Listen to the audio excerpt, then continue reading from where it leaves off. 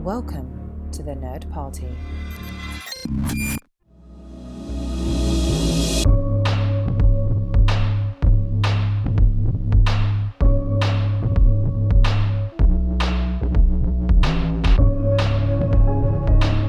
Somewhere out there, somebody's podcasting about Don Bluth, and you found them. Houselights on the Nerd Party. Specifically, we are in the House of Bluth with our second episode, exploring, investigating, going out to new frontiers, new countries of animation with An American Tail, released in 1986. And this is John Mills, and I'm joined, as always, by my faithful friends and fellow mice, Darren Moser-Kowitz and Tristan Radelkowitz, as we go on this journey exploring Don Bluth's animation. Gentlemen, we come here to 1986 with An American Tail, a movie that made quite a cultural impact at the time. And I think as we discuss, we will explore the impact that it also had on future animated features from many studios. And basically, my first question that the audience, I know, is waiting to hear the answer to with bated breath, absolute bated breath, is, Darren, when was the first time you encountered An American Tail, the story of Fievel Mouskowitz traveling across the Atlantic and finding new hope and new adventures in the United States of America? Well, again, this was probably one of those giant VHS cassettes, that you would get in the early 90s. I mean, even though this is 86, probably didn't see it until definitely late 80s or early 90s, not in theaters, but it all came rushing back with the There Are No Cats in America song, because that was burned into my brain from a young age. I remembered that well. And, somewhere out there, like the song that makes everybody cry, as the kids try to hit those high notes. They try so hard that we just let it slide. But so I mean, I didn't see this in theaters, but this was probably just seeing at a friend's house or maybe even a Blockbuster rental. Kids, ask your folks. But yeah, this was not a movie we watched very often. I was aware of it. I remembered it. We probably watched it once or twice, but we didn't own it. We didn't rewatch it over and over. It wasn't around, this wasn't a recess cooler conversation movie. Like, it just, maybe I was not at the exact right age, because a lot of these movies, if you're not in that right bracket when it's coming out or when you're exposed to it, it kind of washes over you, which isn't necessarily a bad thing. It just is what happens, which is one of the reasons I love Houselights, is we have a bit of a window into the past with the three of us. Looking at you, John, for helping up Gen X right there. In the old days when we had to crank the projector to watch An American Tail, yes. Look, talkies were exciting. I get why you were excited about them. So.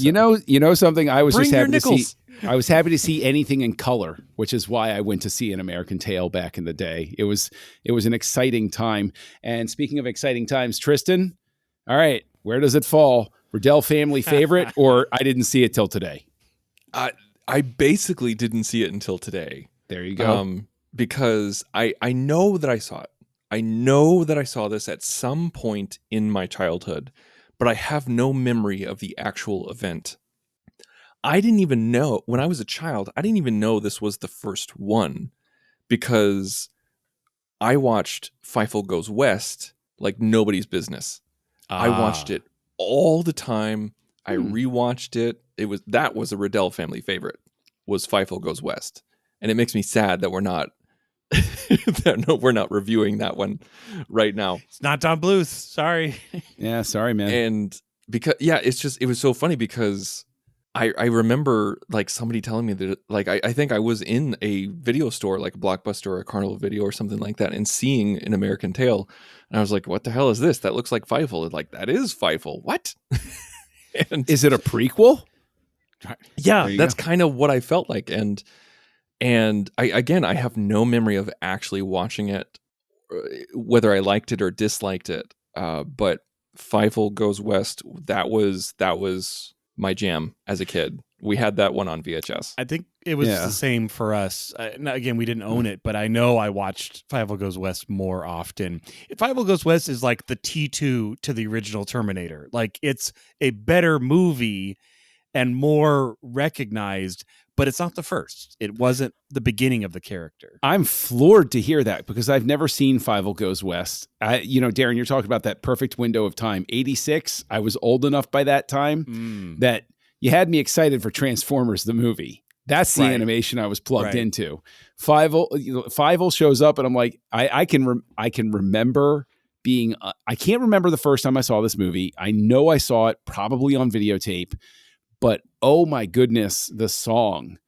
I have memories of Somewhere Out There burned into my skull, and the way that because I had a lot of older cousins and I had an older brother, so of course, it became like a de facto like love song for moonstruck it was a teenagers and stuff like that. Sure. Yeah, but I like to this number 2, I think, in the Billboard Top 100 to this day, it basically decalcifies my spine when I hear it. Now, the version in the movie, that's fine, right? I'm like, okay, I can go along with that. But as soon as I hear Linda Ronstadt, I'm done. I'm fit. Like, it's like kryptonite to Superman. It will just actually just force me to fall to the ground because I just have these memories of it because I'm at that awkward age. And my, all of the older kids are like starting to date and everything. And it's like, it just brings back these weird sort of emotional flows. So which one was the chart topper? Was it the one with the kids or was it the one from the credits? Oh, Ronstadt. Yeah, the one from the credits. Okay, that makes more sense. Because I'm that like, was again, absolutely the kids, chart topper. It's sweet, but there's no way those high notes are making it into a chart-topping song. It's just not going to happen. No. I mean, and Linda Ronstadt may have been lost to the sands of time at this point, but a big enough star that like her name carried a little bit of pull and was a good way to get on the charts. And I mean, it's a beautiful version. I'm not actually not dragging the song. No, it's one of those things where like every so often there's a song from your childhood and it like just brings back these awkward emotions that you wish it didn't. And that would be, this is one of those songs.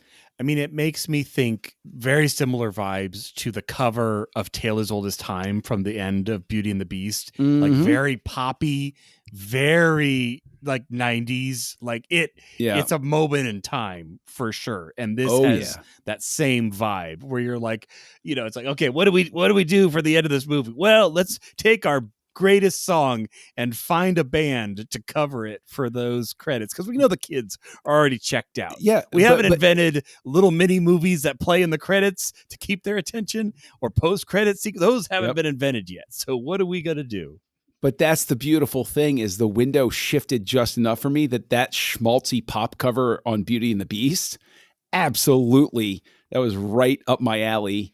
Perfect delivery. Like if I'd been just a couple of years older, the song from this movie. But for An American Tail, obviously, aside from that song, this is a movie that makes something of an impact because it tells the immigration tale that a lot of kids have heard from previous generations about. We came over from the old country. This is the way it was. This is why we came over here.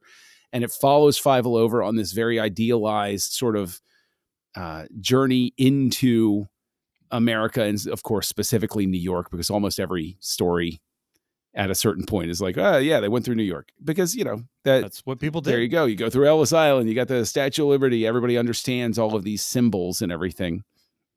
But, Darren, coming at it now as like, an adult reviewer, looking at it with filmmaker's eyes sort of thing, how does it stack up? Is this a movie that holds up? Is this a movie that, do you see it as some sort of trailblazer, the way that we acknowledge that Secret of NIMH wasn't necessarily a great film, but we can see the innovation and the technical expertise of it? Do you see it in that category, or do you see this as a refinement of Bluth's style and an evolution of sorts for his storytelling? It's a hard one to chew on because I feel that NIMH, at least between the two, is the far superior animation. Like, it was pulling out the stops as far as the layering, the effects, the smoke work. Again, this is a beautiful movie. Fievel is, or American Tail, but I, it has not dethroned Nim as far as the look for me. I think Nim still takes the cake there, and I think that's rightfully so, because that was their number one thing. We're going to sacrifice on plot a bit because it's not quite there, but we're going to push those visuals. Whereas this one, it's a collaborate. It's like the difference between your first movie and, okay, now you have a collaboration. And we talked about that a little last week, but with Spielberg coming in, I feel like, not in a bad way, but this feels like a collaboration movie. This feels like Don Bluth and Spielberg. This does not feel like just Don Bluth. It does not. And I don't think that's necessarily a negative. It just is a difference. So it's all that to say, this one didn't grow on me as much. And it's a beautiful story. But there's a lot of things happening to our main character. There's very little protagonisting happening by our protagonist. Yes, that's a word I just made up. But yeah, so it again, we've talked about this. I mean, heck, we've done hundreds of episodes about movies. And often when your protagonist is just a passenger to the events of his story, it's kind of missing a little something. It's interesting, Darren, that, you come at it that way, because I agree with you that technically Nim, it feels a little bit more experimental. It feels experimental is probably not the right word, but it feels like there's Forefront a crew of the medium. It's a crew sort of like going for it. That's trying to get there and unafraid to try stuff. This feels like a crew that is tempering their craft with audience expectation, or at least their perception of it. Like this is something put together to please an audience as opposed to please the filmmaker, if that makes sense. And I think that's sort of the dangerous territory that you get into sometimes with filmmaking. And I'm not going to try to, I'm not there sitting there, but I know that Spielberg had some active development input, including getting what he felt was a too intense sequence with wave monsters cut. And so this feels like there are some constraints put around it that weren't there with Nim. Nim is a bit of a mess at certain points, storytelling wise. But this, while it may be more disciplined from the storytelling aspect, it does feel a little less accomplished in terms of the artistry. And, where I would actually poke at it is the visuals, like, the moon and the basket. Like there's one point where it goes into a basket and it's very obviously like a real photograph that they Xeroxed in and just used shading. And it's an interesting effect, but you can tell it's not like the hand-drawn bits. And you can tell the moon is just like a Xeroxed moon that's like layered in behind it. And that sort of stuff that's all too production-y. But I mean, what do I know? This is a much more successful film financially. So that's probably true. Minimum viable product. Well, no, I wouldn't go that far. I mean, I use that as a slur against movies, so I don't want to say that. But I mean, okay, again, I don't use it like that. I'm saying that I think that is a visual representation of the fact that they had production limitations on their mind. Okay. Limitations, I get that. Yeah, they're working within a structure as opposed to working with the abandon of, I don't care how much money I spend. I'm going to burn through my whole budget getting this right. This feels more like, okay, we got to make some concessions here because our budget's $9 million, which is pretty constrained, especially in 1986 standards. Oh, and the other thing I always try to remember is, again, this is Don Bluth is just getting rolling. So this is 86 and his last movie came out in 82. I mean, I can't guarantee it, but I can almost guarantee that nothing was started on this until after Nim was done. Like he is not in the era of, where Disney is like, okay, every 2 years we start one because we have to get them releasing every 1 to 2 years. They're nowhere near that. So all that to say, you're burning capital the entire time that you're producing because nothing is coming out the other end. So Tristan, I mean, do you agree with what we're saying here that like there's not as much freewheeling artistry in the craft here, that basically like for Nim's shortcomings in storytelling, there's a freer sort of art experimentation going on in terms of what they can get away with? Or do you see this as a more refined film? Is this just a more refined film overall for Bluth?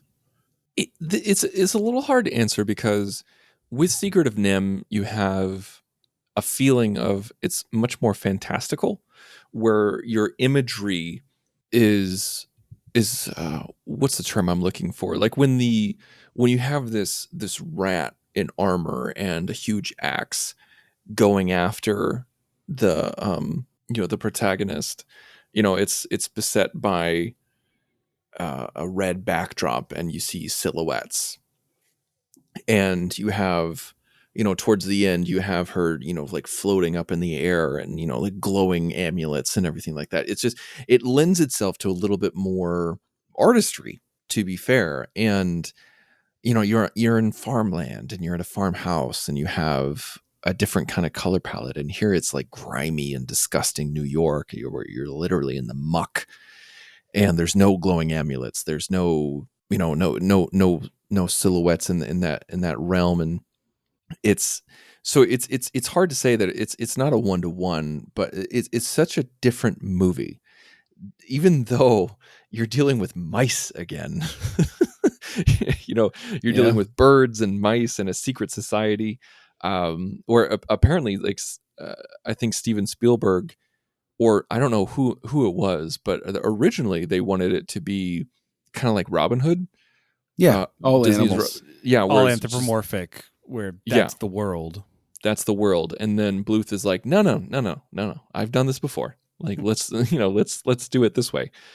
And Spielberg ultimately agreed with him. But yeah, it's just, I feel like because you're in the muck, because you're in the dirt, because you're within a subculture of humanity and you're living off of the breadcrumbs of humanity, it's a little bit different than Secret of Nim, where it feels like they had their own society and magic and code and everything like that, as opposed to just a mirror of human society with an American tale.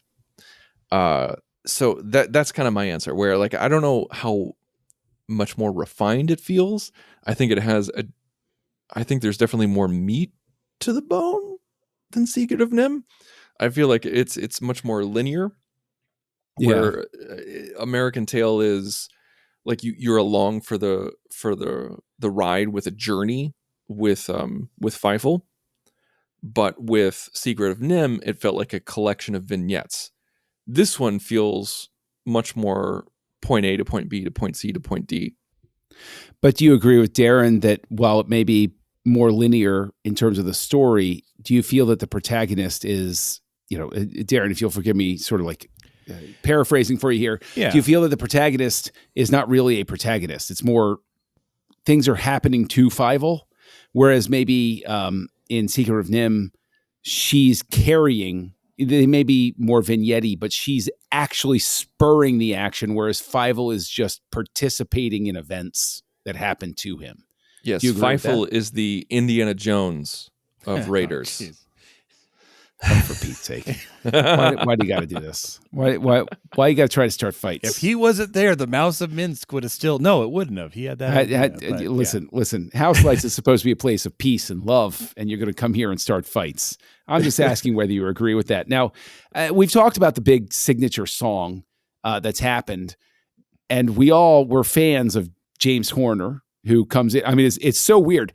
Jerry Goldsmith does Don Bluth's first film. Yeah. Jerry Goldsmith does the first Star Trek movie. James Horner does Star Trek 2. James Horner does Don Bluth's second movie. So, Darren, I want to ask you, in terms of the music, Horner, aside from the, the big signature songs and everything like that, I'll put out there. I'll go ahead and give my opinion first. I think this is one of the more subtle scores that Horner has done. Like this is one of those ones where I listen to it and I'm like, oh yeah, okay. This is the core of James Horner's talent showing up here. I actually think that the musical work that he does is really good for supporting this work and providing that sort of like emotional cohesion through the story. That's my opinion. Do you agree with that, or do you think that this is a forgettable Horner score? No, this is a great score. I mean, I love James Horner's work. When I was doing film school in Southern California, and all of us film majors were in the same apartment, my roommate was huge into soundtracks and had like 200 soundtracks that he would categorize. And every time we went out for a donut run or something, he would always queue up his Discman and get, and have something great to play. So I grew up on, Horner and Williams and Silvestri and all the greats. So seeing his name, just like you said, I didn't quite make the Star Trek connection right from the beginning, but I was like, oh man, he's again, top talent here. I mean, it's funny that it's Spielberg as well involved, because I get, not in a tone way, but I get Schindler's List vibes as far as like the violin and the motifs coming through. So like, that, and I love how they use that throughout the movie as his father, that the violin is his father. It's what he's listening for. It's what's drawing him together. And that's beautiful. And that's well done. That's all done with music.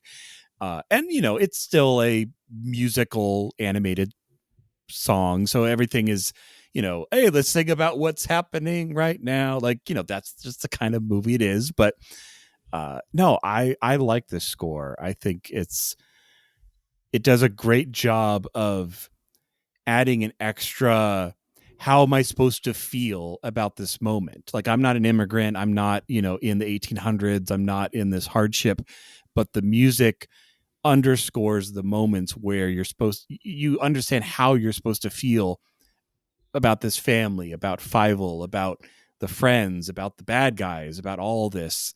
All it's kind of missing is a villain song, which is maybe more of a Disney thing, but we'll come back to that, the more of a Disney thing, in a minute. But Tristan, do you agree with Darren's assessment of the score, or is this sort of like a forgettable thing? Yeah, it's fine. I'm not saying it's a 5. I'm just saying it's not like a 1. But yeah. No, I think it's this is one of those scores where I think it's serviceable. I mean, you don't really think about the score personally. You just kind of think about the key songs that pop in your head that we've already discussed. I think it's fine. I think it's very serviceable. I think it's not distracting, but it successfully conveys the tone of what it's trying to convey. And I think Darren was very on point about the violin. I think I echo all of that Darren said. See, I think what's interesting is that what makes it stand out as a Horner score of the era is there's no hint of anything else that I can hear in it. And I know that can sound like a real pejorative sort of thing to say, but we all know that, you can listen to Aliens, which came out the same year, and you're like, I can hear a little Star Trek 2 in this. A little. Here and there. It's been known. So like it's one of those things where it's like, I like hearing this because this is a composer doing something that he's not necessarily known for. It's not big and bombastic. It's not winning him awards, but he's doing what a composer is supposed to do for a film, which is provide that supporting structure. I do want to take a minute to say that he did compose the songs that went on. He had a hand in at least composing the songs that went on to, great acclaim and topping the charts. So if the rest of the score isn't necessarily something I'm going to put on my Discman, I will at least, acknowledge that's some heavy lifting there too, to be able to weave that in and make it work in the greater context with an eye toward Linda Ronstadt is going to be singing this song for everybody. Well, and it was forever. also, I think, Horner's first animated film that he did. So that's a whole nother experience as well. Like, it's not the kind of movie where you're like, oh, let's just reshoot that. It's like, no, this is the movie. This is what you're gonna get. We have to put all the music to this.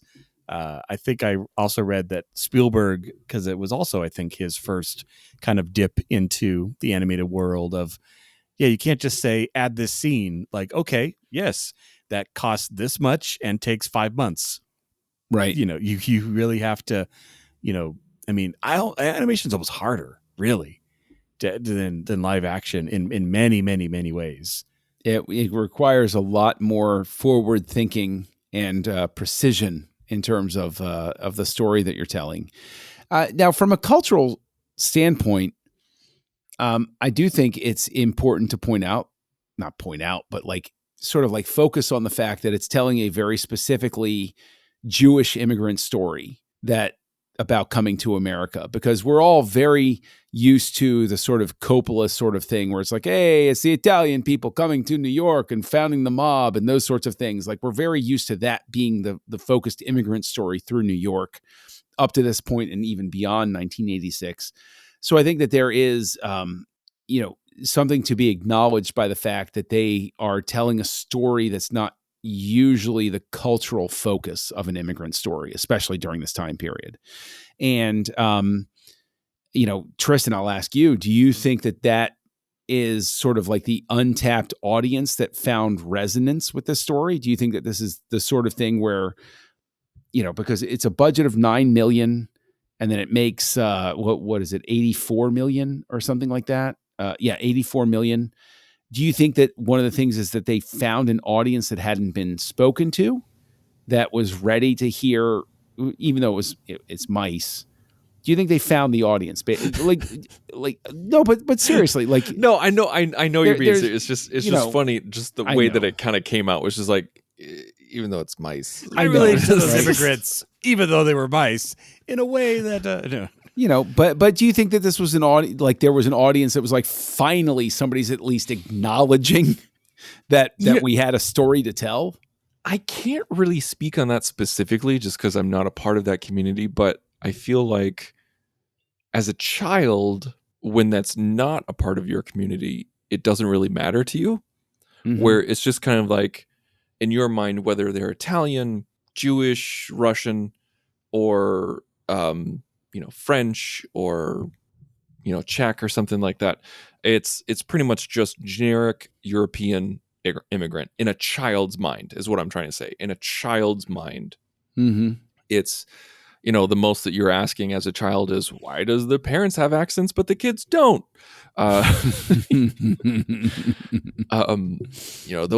Those may be larger questions. So I can't really answer that. I really think that it's just European immigrant, regardless of religion, whether it's Russia or if it's some other place. I think it's just like Spielberg really enjoys the immigrant experience. Like, you see that a lot. It comes up over the decades through his career. You see that pop up a lot, whether it's a 1-to-1, or even it's like the American immigrant experience that you see in his sci-fi film, War of the Worlds. It's interesting from his eyes, especially like his own grandfather was named Feifel. And so it's interesting to see his influence over Don Bluth's work, as a producer. But no, I can't answer that question fully, other than the target demographic, which is just a generic child. I don't think it quite matters. That's fair. I think that's really fair. I always wrestle with, and Darren, I'll toss this to you. I mean, just as a corollary to that, in terms of that untapped audience, I'm seeing like the parents that's speaking to will take their kids to go see it because, our story sort of thing. But to Tristan's point, who knows for sure? But there is an aspect to the critical reception where they did call that out in specific. Do you think that part of the accolades that it received were because critics saw something unique in the story that it was telling? Yeah, I think, modern animated movies or even television has gotten so much better at that duality of story where you have stuff that the kids are going to pick up and you have like a deeper story that the adults are also going to enjoy. Sure.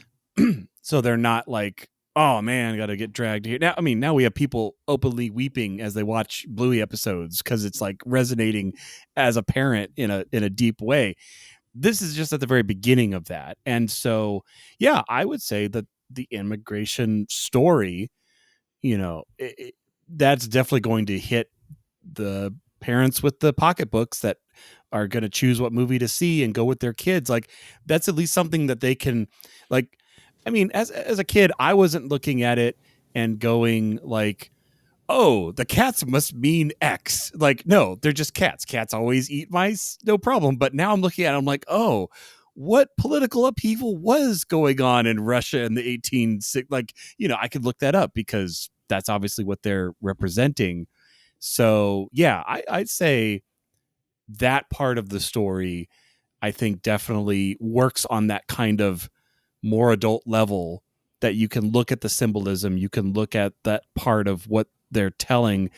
It doesn't completely take over the story, but at the end of the day, I think that would maybe sway a parent versus something else that they're seeing. They're like, oh, do I want to see that again? Or, oh, I enjoyed this. Let's go back to it. I think it's interesting that you brought up parents taking their kids, because with Kids don't this have movie, money. So this is they're the ones who are buying the tickets. So, but Darren, you and I are millennials, and we have children. We both have 2 children, and nostalgia is a huge factor for us right now in pop culture. And so we're seeing a lot of things geared towards millennials. Back when this was coming out, it was boomers nostalgia that they were going after. And that's one of the reasons why the look and feel of this film, specifically the design of Feifel himself, felt like old time animation, old Disney. yes. And it proved to be successful because a lot of critics talked about how they really like the older animation style, the softer look of Feifel, Mouskowitz. And it's just really funny to think about that because boomers are now, at this time in 86, boomers are taking their kids to the theater. Yeah. And they go towards what they like, just like we are going towards what we are nostalgic for right now. And a lot of boomers might have had a grandparent who was an immigrant. Like that kind of tracks year to year. So yeah, no, they're not even grandparent. They might have had a parent who was an immigrant. That's true. But they're primed to resonate more with that story. And that's what's so interesting with film sometimes is, we're talking about it and we're analyzing it, but they don't exist or weren't built in a vacuum. Like there's all the things that flow around the choice of story. And sometimes we get so removed from the context of a movie and we're like, oh yeah, but it's like, no. Like that song that played at the beginning, that song was the song and it meant this, and so sometimes we just don't know because we weren't from that era, but so long as to keep in mind. So long as we're talking about the reception of everything and the critical reception, there were definitely accolades with it, but there were detractors. And I especially want to call forth Gene Siskel and Roger Ebert, whose digits proclaimed the great joy or the great sadness of experiencing a film. And I'm going to go ahead and pull a quote that said, they called it full and detailed, enhanced by computers, and an improvement on so much recent animation that cuts corners, but that the story was too dark and gloomy. And several critics would criticize it. And Siskel and Ebert went on to go on and say that it was the most downbeat children's movie since Return to Oz, which was wow, absolutely legendary failure of a film. In terms of reception, I've never seen it, and I would never say anything ill about Walter Murch because I'm pretty sure he can walk into my dreams and murder me while I sleep like Freddy Krueger. But I gotta say that's some pretty heavy criticism. You know, is that a little too much, guys? I mean, wow. So, okay. All right. I want to comment on this. Have you guys seen Prince of Egypt, the animated? No. Yes. Jeez. I have not. John, amazing movie. participate with the culture every now and again. So good. Yes. It's got Patrick Stewart in it. No, okay? I'm gonna be like Uncle Leo from Seinfeld. What? I'm an old man. Come on. So many times in Prince of Egypt, which is an animated film about Exodus, we see Moses go down the River Nile when he's a baby. They put him in the basket.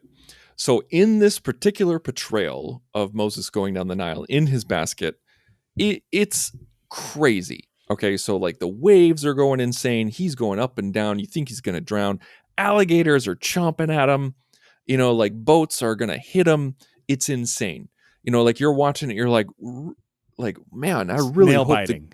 you're like, I really hope the good Lord protected him more than this. But as you're watching that, you're just like, what else is going to happen to Moses? And you're just like, just going from one event to the other. An American Tale is 80 minutes of that scene. This, an American Tale is on the verge, if not there, with misery porn. I truly believe that. This movie is so stressful. I would never show it to my kids because they'd be screaming and crying the entire time because of all the trauma that Feifel goes through. This is insane. Like, we're talking about how this protagonist has no influence over the plot, has no agency over his own destiny, and just terrible things happen to him one after the other, to the point where at the end, when he starts to hear his family, and you hear this little whisper of Papa. Yeah, it's the saddest Papa ever. Papa. Like he's not saying that so anybody can hear him other than him, his own conscience, and the Lord Almighty. But it just, like, he's so destitute. His eyes are sunken. He's malnourished. You're wondering, is he going to off himself? Is he going to strangle himself with his own tail? We don't know. Jeez. But at the end of 80 minutes, you think maybe he will. I don't know. And so that's an American Tale. I will say at the end, it did feel like one more turn of the wheel that they didn't necessarily need. I think after the fire, they could have just found him and done the whole exact end scene. The whole falling down the sewer grate and meeting up with the orphans that like have given up. I didn't need that. That was like a little much. I'm like, we're already, I'm like, what more? What more do you want of me? Right. Okay. Gen X wading into the conversation here, okay? By the time this movie came out... Thursday. What are you talking about? By the time this movie came out, I had seen The Terminator. I had seen, DC Cab, Easy Money, Love at First. I'd seen all of these things. Was it good parenting? My parents looked the other way. They didn't know. But I can tell you, honestly, that I would never dismiss what you're saying, Tristan. I get it. And I get what Siskel and Ebert are saying. I might secretly, giggle as I'm giggling now because of the fact that this I think is one of those moments in time, because it's easy for people to forget how long ago this was. But, when you really break it down, Bambi's mom gets shot, Snow White's poisoned. It's sort of like dark, like Grimm's fairy tales. Hansel and Gretel are going to be eaten, for Pete's sake. Grendel is the story of somebody who beats somebody to death with his own arm. Here's the thing, though. Right? Okay, like Bambi's mom got shot, but like then after that, Thumper didn't get shot. His other friends didn't get shot. Like the butterflies didn't get shot. Like, just imagine if Bambi went through what Feifel went through every single time. Like, there was no joy, no silver lining, no sunrise over the hill, Just no. The Never say sunrise never over the hill is again the end. to Is get the, 'em the through. ending. The sunrise over the hill at the end. This is the era of Eye of the Tiger, guys. Okay, like this is Rocky fighting Drago and stuff like that. This is about the idea of look. I get it. I do. I wouldn't show this to my kids because they'd have been bored out of their skulls, honestly, because this doesn't have enough energy to it. They'd have been like, whatever. And I'm also a bad parent, so I get it. But like, it's one of those things where, I definitely think that there is a value to the rating system in terms of warning parents about how far it's going to go, right? So a movie that's rated G is one thing, is PG is one. Like PG, I know there's going to be like that's Star Wars territory where it's like, Vader's choking people with the Force and stuff like that. PG-13 is, Red Dawn or Goonies, where it's like, this is a little tough for kids. You got to use your better judgment and everything like that. I think that An American Tail is definitely one of those things that falls more into, it probably is a squarely PG sort of thing. Like you really should know what the kids are going to be experiencing going into it. Because, to your point, Tristan, there is a lot, like it's not just one bad thing that happens.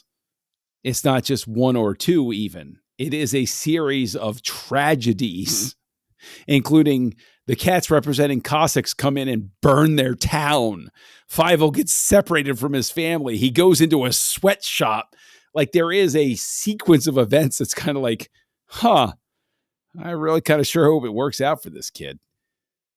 But I don't know. Like, I don't know if I've lost perspective because like, this is kind of what every movie was like. But I'll share a little anecdote to support you, Tristan, that I thought that it was harmless to show my 9-year-old Goonies because every 80s kid watched Goonies. Oh, Goonies has got some stuff. Sloth scared the living hell out of her. I had to stop the movie. She couldn't handle it because when Sloth loses his temper, she thought he was going to kill Chunk. And I was like, I never really thought of it from that perspective. But yeah, there does seem to be real peril for Chunk in that moment. So, yeah, I definitely... it was the blender. Like, is she literally going to stick his hand in the blender? Because she almost does. So are we agreeing that Fievel sort of enters Goonies territory in terms of the peril? They do establish that a lot of mice die. Like, it's very clear that the cats kill a lot of mice. They show a dead child on the slab. That is true. That is a fair point. So maybe in the 1800s, guys, it's just rough. It's really rough. Like, yeah, and here I am looking at the Statue of Liberty and seeing that it says July 4th with the Roman numerals. And I'm like, I didn't think it said that originally. I think that's more of a 1986 thing, but whatever. I'll go along with it. Because they redid the Statue of Liberty around this time. They did some restoration work on it. So I don't know if the tablet that she's holding at that point was... if it's established in 1885, then this movie would have taken place 100 years later. Yeah. So, either way, I think we all agree that there is advancement for Bluth, but there is also, I think, we're identifying some opportunities for Bluth to further refine himself after this film. So that sort of brings us to the inevitable point of asking where we hear Lance Reddick in this film. Where do we hear the esteemed Lance Reddick in this film? What role are we going to give him with our magical time machine that puts him in the perfect role? Darren, the Lance Reddick thing is really, you really drove this forward. Okay. So I'm going to throw it to you it's my first. fault. I get it. No, it's not a fault thing. I think this is one of the most beautiful things about our show. Is our tribute to Lance Reddick. Where do you hear him in An American Tail? Well, and yeah, we didn't really get to the vocal actors and actresses. I mean, you have Christopher Plummer, who I can't even recognize his voice as the French pigeon. Like, Nope. I would never have known. Nope. Never. And, all the way, John Finnegan as Warren T. Rat is probably the most like sound that you really get from a character. Of course, Don Bluth. Dom DeLuise is basically the same character as we saw in. He's just a cat this time. He got reincarnated as a cat from a raven. But I think I would just place him as Henri, as the pigeon, because it's a small enough role. All the others, like, they work. Like, I don't want to replace the rat that's a cat, and I don't want to replace, I mean, not to counter your guys' decisions that'll come after mine, but I think I just want to hear him do a French accent. It's going to be amazing. So Henri, or Henry, I guess however you pronounce it, the pigeon, the French pigeon. It's just such a weird sentence to say. I give the same answer as Darren. I really 100%. Yeah, 100%. I think that kind of role would have been perfect for him at that time. And I think if it was made during the time of Lance Reddick, that's definitely the role that would have gone to him. Maybe the cat, the rat who was a cat. That's my secondary answer, but I'm going to go with Henry. Well, I'll take a second to shout out that I think that one of the most beautiful vocal performances in here is actually Nehemiah Persoff as Papa Moskowitz. I think that is just one of the most beautiful vocalizations of an animated feature in this time period. It's not a name that rolls off the tongue for anybody in terms of citing, a voice actor or anything like that. But I think he does such a beautiful job. I believe in Papa, which is very necessary for that role to work. And I think it actually helps the film a great deal in believing Papa exists. Dom DeLuise is just being Dom DeLuise, and that's fine. That's what you're going to get. I you know love exactly what you're going to get. I love Dom DeLuise, so whatever, that's fine. And Madeline Kahn, I mean, come on. But I would actually, and this will be my choice, is I would have him as Warren T. Rat, because I think that he would really work as Warren T. Rat, and I think it's a really cute role, and I think that Lance Reddick could have a lot of fun with it. So that's where I would put him. So we have placed Lance Reddick in this film. We've talked about the score. We've talked about the animation style. We've talked about any advancements in storytelling, critical reception, all of these things. Darren, before we get to ratings, do you have any final thoughts that you'd like to share? I just had it and then it vanished. Well, I'll toss it over to Tristan while you recover there. Tristan, any final thoughts before we get to ratings? I didn't like it. Thought it was boring. Oof. Misery. Stressful. Secret of Nim, I had a lot of issues with that one, but this one, I'll never watch this again. Ouch. Yeah. Even though you love Fievel Goes West. In fact, I will probably watch Fievel Goes West after I hang up here, after we sign off, after we say adieu, as Henri would say. I'll probably watch that one and I'll enjoy it. Interesting. This one's going in the bin. I really got to watch. I really got to watch Fievel Goes West, don't I? It's so much fun. Good. It's like Jimmy Stewart's last role. Wait a minute, Jimmy Stewart's in it? Yeah. Are you kidding me? Yeah. How have I not seen this movie? Yeah. It's an actual kids movie too. You'll enjoy it. The sun is out for like 90% of it. Yeah. It's funny. I like this movie. It's interesting. It's funny. They go on adventures. There's no child slavery. So you're telling me that gloominess is sort of a thing that we found in the first two films of Don Bluth. Darren, did that have anything to do with your final thoughts before we get to our ratings? Well, I recalled my final thought. So as you were talking about Papa Moskowitz, again, great character, great voice acting, great character design. If you want to know what this character would look like as a human, watch Anastasia, because it's basically the exact same guy, but in human form. That's all I'm going to say. Yeah, I'm kind of agreeing with Tristan.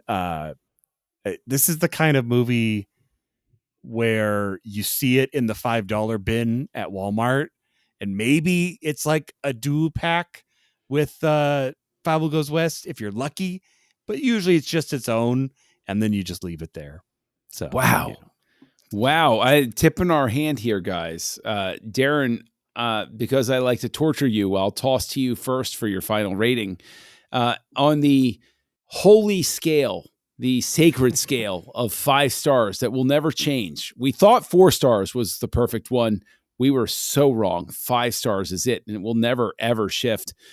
On the 5-star scale, how many stars are you giving An American Tail? Just make sure you spell it with the right tail. I'm going to give it a 2 star. Ouch. I liked Secret of Nim better than this. I liked it better visually. I liked it better. It had magic in it. It was baked into it. And this, besides the only reason it's not a 1 is, the songs, like, again, they're just hit you. That's the nostalgia moment right there, is remembering those.